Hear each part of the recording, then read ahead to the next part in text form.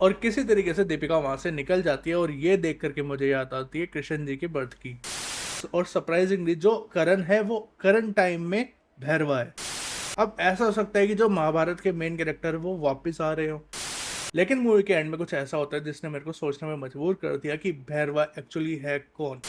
तो कल आई थी कल की मूवी, और इस वीडियो में हम बात करेंगे मूवी के अंदर क्या दिखाया और स्पेशली एंडिंग की कि उसमें क्या हुआ। तो वीडियो स्टार्ट करने से पहले ही मैं बता देता हूँ ये स्पॉइलर वीडियो हो सकती है, तो अपने हिसाब से देख लेना।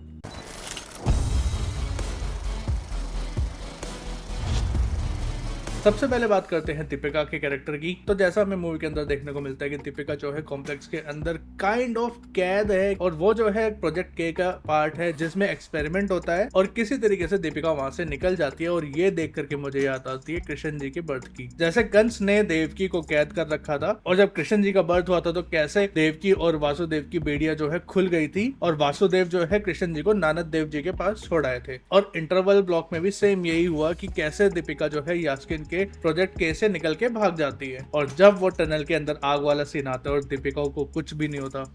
Loved it. अब यास्किन की बात चल ही रही है तो उसकी बात कर ही लेते हैं कि जब हमने ट्रेलर देखा तो हमें लगा था कि यास्किन ही कली होगा, बट मूवी ने बड़ी ही स्मार्टली एक बार भी कल्कि और कली का नाम तक नहीं लिया, जबकि एक सीन के अंदर सफेद घोड़े तक की बात हुई है। और मूवी के अंदर हमें ज्यादा कुछ यास्किन के बारे में बताया भी नहीं जाता कि ये कौन है, कहाँ से आया है। अब जो थोड़ा बहुत पता है उसको ही ट्राई करते हैं डिकोड करने का। तो इतना देख करके हमें ये तो पता चल गया कि यास्किन जो है एक प्रोजेक्ट के नाम का एक्सपेरिमेंट कर रहा था वुमेन के ऊपर, और वहां पे जितनी भी लड़कियां थी उन सब के अंदर एक सीड को प्लांट किया जाता है, और फिर वेट किया जाता है 100 से लेकर के 150 दिन तक का। और अभी तक जितनी भी वुमेन है वो 100 दिन तक भी कंसीव नहीं कर पाती है। हार्डी एक ने शायद 120 दिन तक किया था। और फिर उन अनबॉर्न बेबीज के अंदर से एक सिरम निकाला जाता है जिससे यास्किन अपने आप को ठीक कर सके। अभी तक जितनी बार भी उसने सिरम यूज किया वो काम नहीं आता। वहीं पे जो दीपिका है वो पहले सीड को कंसीव नहीं कर पाती है और वो फेल हो जाती है, बट सडनली वो सीड को कंसीव कर लेती है और उसको 150 दिन भी पूरे हो जाते हैं। और फिर किसी तरीके से यास्किन को दीपिका के अंदर जो बच्चा है यानी कि कल्कि का एक बूंद का सिरप मिल जाता है, और उसको जैसे ही वो अपनी बॉडी में डालता है वो ठीक हो जाता है। और मूवी के अंदर एक गांडीव दिखाया जाता है जिसके बारे में हम आगे बात करेंगे। अब जैसा कि हमको पता है कि अश्वत्थामा का सिर्फ एक मोटिव है, किसी भी तरीके से सुमति को जो है प्रोटेक्ट करना है, बट मूवी के एंड में भैरवा जो है सुमति को ले जाता है। अब भैरवा जो है सुमति को कॉम्प्लेक्स में दे पाएगा या नहीं ये तो हमें नेक्स्ट मूवी में पता चलेगा,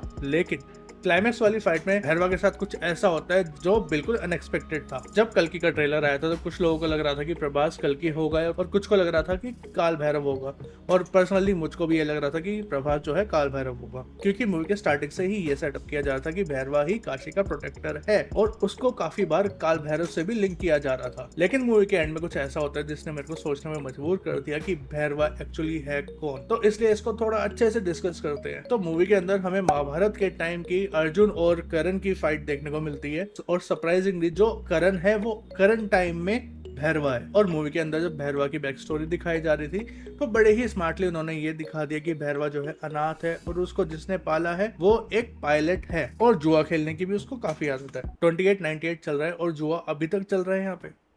अब सेम स्टोरी है करण की, वो भी अनाथ था और उसको जिसने पाला था उसका नाम था अधिरथ, और वो धृतराष्ट्र का रथ चलाता था। अब ऐसा हो सकता है कि जो महाभारत के मेन कैरेक्टर है वो वापस आ रहे हो, और अब वो वापस क्यों आ रहे हैं इसमें तो हम नेक्स्ट वीडियो में बात करेंगे, क्योंकि व्यूज भी तो चाहिए। और जो हमने अश्वत्थामा के पास छड़ी देखी थी वो विजय धनुष है, जो कि है कर्ण की, और ये धनुष सबसे ज्यादा पावरफुल है क्योंकि ये विजय धनुष जो है शिव जी का है, और उन्होंने इंद्र भगवान को विजय धनुष दिया था, और शिव जी के कहने पर इंद्र ने परशुराम को ये दिया था, और परशुराम से मिला था कर्ण को। अब इनडायरेक्टली विजय धनुष जो है अश्वत्थामा से भैरवा के पास चला गया है, या फिर कहे कर्ण के पास, और जो गांडीव मिला था वो है अर्जुन का। मतलब कि नेक्स्ट पार्ट में हमें विजय धनुष और गांडीव की फाइट देखने को मिलेगी, जिसके लिए मैं बहुत ज्यादा एक्साइटेड हूँ, क्योंकि अब यास्किन के अंदर कल्कि का सिरम है तो उससे उसकी पावर और ज्यादा इनहेंस हो गई होंगी, प्लस उसके पास अब गांडीव भी है। दूसरी तरफ भैरवा है जिसके पास विजय धनुष है, बट उसको याद नहीं कि वो कौन है। बट मेन बात तो यहाँ पे ये आ जाती है कि जो गांडीव किसी को हाथ लगाने तक नहीं दे रहा था,